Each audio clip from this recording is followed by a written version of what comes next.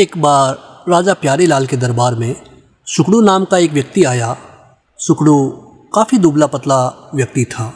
वो दरबार में पहुंचा और राजा प्यारेलाल को बताया कि वो नील देश से आया है और अभी वो विश्व देखने के लिए यात्रा पर निकला है। उसने राजा को यह भी बताया कि सभी जगह घूमने के बाद वो राजा के दरबार में पहुंचा है। ये सुनकर राजा प्यारेलाल काफ़ी खुश हुए। फिर राजा ने उसका स्वागत विशेष मेहमान के रूप में किया। राजा द्वारा किए गए सम्मान और सत्कार को देखकर सुकड़ू काफ़ी खुश हुआ।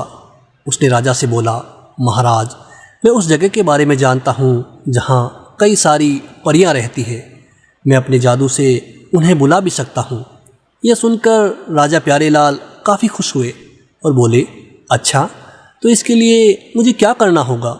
यह सुनकर सुकड़ू ने राजा को रात में तालाब के पास आने को कहा और बोला कि वो परियों को मनोरंजन और नृत्य के लिए बुला सकता है। ये सुनकर राजा ने सुकड़ू की बात मान ली। फिर जैसे तैसे रात हुई, राजा अपने घोड़े पर बैठकर तालाब की ओर चल दिए।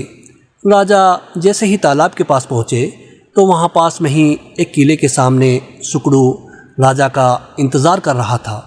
राजा उसके पास पहुँचे तो सुकड़ू ने उनका स्वागत करते हुए कहा कि महाराज, मैंने सारा इंतज़ाम कर लिया है और सारी परियां किले के अंदर ही मौजूद है। राजा जैसे ही सुकड़ू के साथ किले के अंदर जाने लगा, तभी राजा के सैनिकों ने सुकड़ू को बंधक बना लिया। ये देखकर राजा हैरान रह गए। उन्होंने पूछा, ये सब क्या हो रहा है?